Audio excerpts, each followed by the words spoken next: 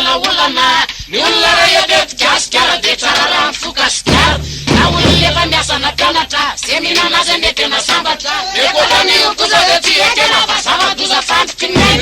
anefitono satra mipetiko na saina fampozina ny setiko sy miaraka aminao amandana miala fa retiretin'olona daly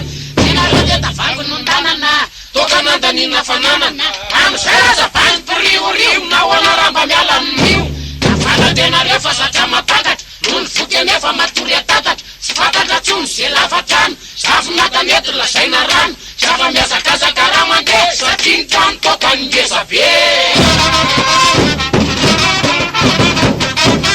anay misotro toka ndray zao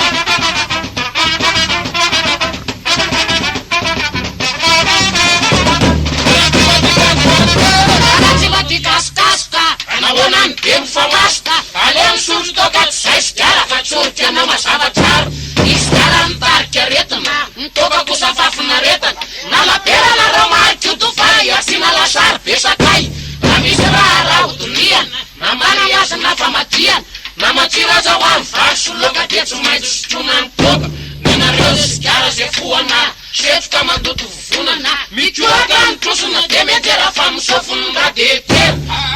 toka hoatsy azona elany satria mampitombo fahasalamany tavangy toarany afakely na fisaky zany na botakely ataoko teny mafy hoe mba hoako hoe la velona